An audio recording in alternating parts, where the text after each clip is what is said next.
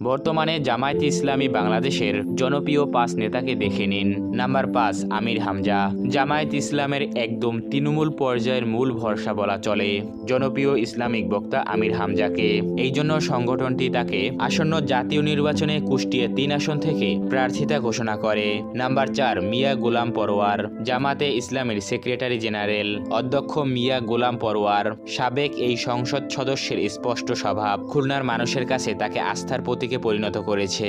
Number 3, Syed Abdullah Mohammad Taher. ইনি বর্তমানে বাংলাদেশ জামায়াত ইসলামের কেন্দ্রীয় নায়েবে আমিরে দায়িত্ব পালন করছেন। কেন্দ্রীয় ছাত্র শিবিরের সাবেক এই সভাপতি তার ঝাঁঝালো বক্তব্য এবং কৌশলগত রাজনীতিতে বেশ জনপ্রিয়। আসন্ন নির্বাচনে কুমিল্লা 11 আসন থেকে তিনি নির্বাচনে দাঁড়াবেন।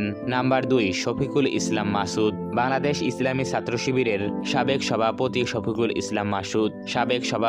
শফিকুল ইসলাম মাসুদ বর্তমানে পালন করছেন ঢাকা মহানগর দক্ষিণে সেক্রেটারি দায়িত্ব। আসন্ন নির্বাচনে পটুয়াখালী 2 আসন থেকে অংশগ্রহণ প্রত্যাশী। Number 1, doctor Shafiqur Rahman. জাসদ ছাত্রলীগের হাত ধরে ছাত্র রাজনীতিতে পা রাখেন জামাতে ইসলামের আমির ডাক্তার শফিকুর রহমান। তার আস্থাশীল নেতৃত্ব এনে দিয়েছে জনপ্রিয়তা।